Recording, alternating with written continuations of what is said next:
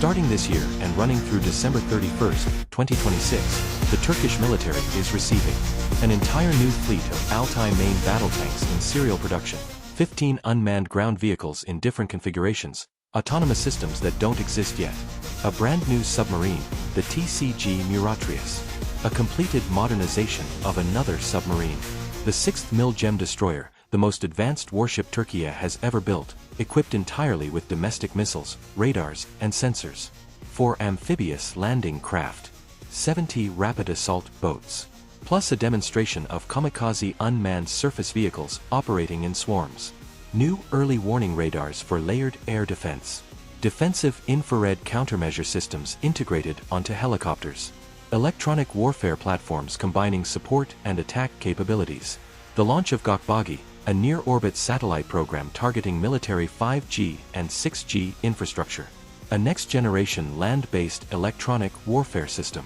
systems for spectrum superiority across all domains. It's not one breakthrough. It's 30 simultaneous breakthroughs, all arriving in the same calendar year, all requiring integration, training, and operational doctrine simultaneously. Most militaries receive new systems on a staggered schedule. 1 year you get new radar. 2 years later, new missiles. 3 years later, the software ecosystem finally talks to both. That gives you time to train, to debug, to figure out how everything works together. Turkey is doing the opposite. In 2026, it's receiving a new tank with autonomous targeting systems, new ground vehicles with AI-assisted navigation, a new submarine with advanced sonar, a new destroyer with fully integrated Turkish sensor architecture, new aircraft with new electronic warfare capabilities, new radars that have to talk to old systems, new satellites meant to be the backbone of 5G per 6G military communications. All of that has to integrate. All of it has to work together. A mistake in one integration point cascades through the entire system. Here's a concrete example. The MİLGEM destroyer has domestic radar, domestic fire control, domestic missiles. None of those systems were ever built before. Each one individually is cutting edge. But for the system to actually work as an integrated warship, the radar has to talk to the fire control has to talk to the missiles, and all of that has to sync with the ship's power systems, cooling systems, and crew interface. If any one integration point fails, the entire $500 million warship becomes less capable than a 30-year-old NATO destroyer while the bugs get worked out. And Turkey is doing this across 5 domains simultaneously: land, sea, air, electronic warfare, and space, in 2026. Quick reality check. This isn't a failure. Turkey's defense industry is mature enough that this is even possible. Most nations couldn't absorb this many new systems in a single year. Their industrial base doesn't support it. Their military doesn't have the training pipeline. Turkey can theoretically do it. But theoretically, and actually, are worlds apart when you're talking about operational military systems. The real question is, what does 2026 actually look like on the ground? Let's look at each domain, because the devil is in the details. The Altay main battle tank represents the first Turkish-designed and manufactured main battle tank ever deployed to an army. Previous Turkish tanks were licensed-built variants of German or South Korean designs. The Altay isn't just a tank. It's a statement. Turkey's armor doctrine, Turkey's firepower requirements, Turkey's crew interface, all native. In 2026, a 2-digit number, probably 10 to 20, will be delivered to active units. But here's the integration problem. The Altay operates alongside Leopard 2 tanks, M109 howitzers, and older indigenous systems. That means Turkish armor doctrine for 2026 has to account for mixed fleet operations. The new Altay with its Turkish fire control system, operating alongside 40-year-old Leopards with imported systems. Then add 15 unmanned ground vehicles in different configurations. These are autonomous platforms designed for reconnaissance, mine clearance, and remote strike. They have to operate in coordination with the Altay, with infantry units, and with newly autonomous systems that don't talk to legacy doctrine. The Turkish army's training and tactics evolved around conventional, manned, human-piloted vehicles. Adding autonomous systems to that equation changes everything about how platoons and companies fight. In 2026, that transition happens in real time.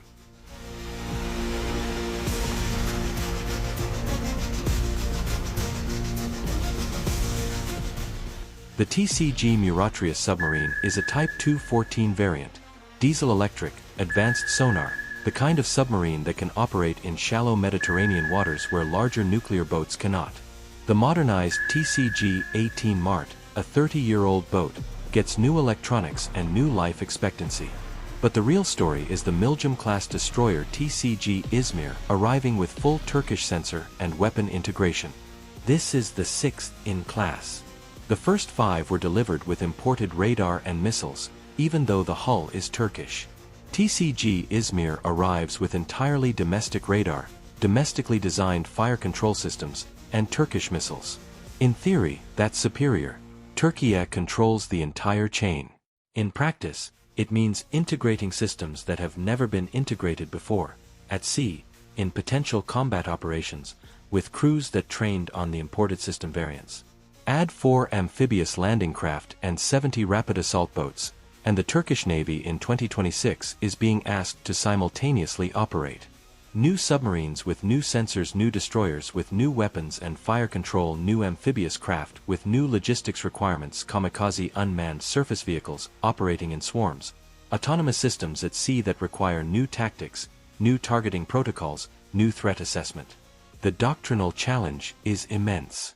A Turkish naval commander in 2026 has to coordinate manned, unmanned, autonomous, and semi-autonomous platforms that have never actually trained together at scale. On the air side, Türkiye is fielding new early warning radars, the ALP-100G and ALP-300, designed to provide layered air defense coverage. These aren't replacements for old systems. They're additions to a legacy architecture that includes older Turkish systems, NATO-provided systems, and newly acquired systems. All that radar data has to be fused into a single air picture. But Turkish radar uses one data format, NATO radars use another, and the ALP systems use a third. Integrating them requires software that talks to 3 different systems simultaneously. In electronic warfare, Türkiye is fielding KORAL 200, next-generation spectrum superiority system, alongside İlgert-2, which combines electronic support with electronic attack. These systems have to operate in the same airspace, manage the same electromagnetic environment, and not interfere with each other. And then there's GÖKBAİ, the near-orbit satellite program for military 5G per 6G communication infrastructure. This is the backbone that's supposed to tie everything together. But satellites take months to reach orbit, and the 5G per 6G infrastructure on the ground takes even longer to build. In 2026, GÖKBAİ is being launched, but the ground infrastructure isn't ready. The integration points don't exist yet. So you'll have new radar systems with no integrated communication backbone to share the data they're collecting. You'll have electronic warfare systems that can't coordinate because the network backbone they depend on is still under construction. So when you hear analysts talking about 2026 as a harvest season for the Turkish defense industry, they're not joking. Türkiye is harvesting everything it's been planting for a decade. But a harvest can also be a crisis if you're not ready for the volume. The question for the comments: do you think Türkiye can actually pull off this integration in a single year? Or is 2026 going to be a year of costly learning curves and operational glitches that Türkiye will spend years fixing?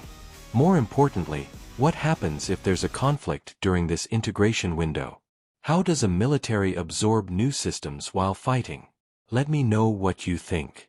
If you want detailed military analysis of emerging powers and defense integration challenges, subscribe to Intel Prime.